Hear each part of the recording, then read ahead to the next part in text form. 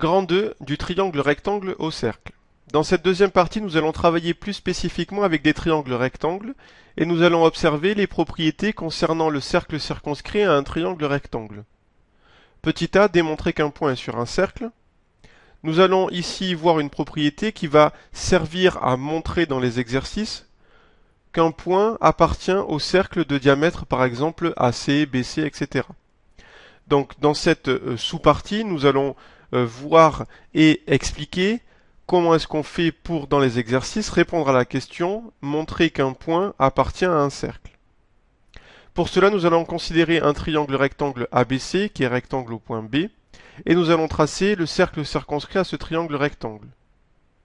Pour tracer le cercle circonscrit à un triangle, il faut tracer au minimum deux de ses médiatrices. Donc on va tracer les médiatrices de deux de ces côtés, par exemple du côté BC. Donc on va prendre un compas, pointer sur B, prendre un écartement plus grand que la moitié du segment BC, tracer un arc de cercle en haut, un arc de cercle en bas, effectuer la même opération à partir du point C, donc on pointe son compas sur le point C, on trace un arc de cercle en bas, un arc de cercle en haut, les deux arcs de cercle se coupent en deux points, on relie les deux points et ça nous donne la première des médiatrices. Voilà la première médiatrice du segment BC, on n'oublie pas le codage, l'angle droit et le milieu. Ensuite, il faut qu'on trace une autre médiatrice, donc on va faire exactement la même chose à partir du point B pour le segment cette fois-ci AB, et ça nous donne la deuxième médiatrice en orange, c'est la médiatrice du segment AB, donc comme tout à l'heure on n'oublie pas le codage de l'angle droit et du milieu. Les deux médiatrices se coupent en un point, ce point il est situé ici, on va l'appeler O. Ce point O, par définition, c'est le centre du cercle circonscrit au triangle ABC. Nous avons vu que pour terminer la construction du cercle circonscrit, il faut pointer son compas sur le point O, écarter jusqu'à un des sommets du triangle, donc par exemple le point B, et ensuite tracer le cercle de centre O et de rayon OB. Si on ne s'est pas trompé, le cercle passe bien par les trois sommets du triangle. Ainsi, le cercle que l'on vient de tracer, c'est tout simplement le cercle circonscrit au triangle ABC. Et le triangle ABC, il n'est pas n'importe comment, c'est un triangle qui est rectangle au point B.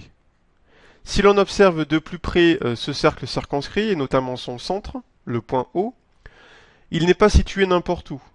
En effet, il semblerait déjà que le point O soit situé exactement sur le segment AC. Donc le point O appartient au segment AC. Le segment AC, ce n'est pas n'importe quel segment dans le triangle rectangle ABC. En effet, c'est le plus grand côté, c'est l'hypoténuse. Donc ici, le point O, il est sur l'hypoténuse du triangle rectangle. Et en plus de ça, si on prend sa règle et que l'on mesure la distance AO et la distance OC, on s'aperçoit tout simplement que AO égale OC. Ce qui signifie que le point O, il est au milieu du segment AC. Donc le centre du cercle circonscrit au triangle rectangle, il est situé sur l'hypoténuse et il est situé au milieu de l'hypoténuse. Et donc ça constitue une propriété à part entière du triangle rectangle. On dira que si un triangle est rectangle, alors le centre du cercle circonscrit est le milieu de l'hypoténuse.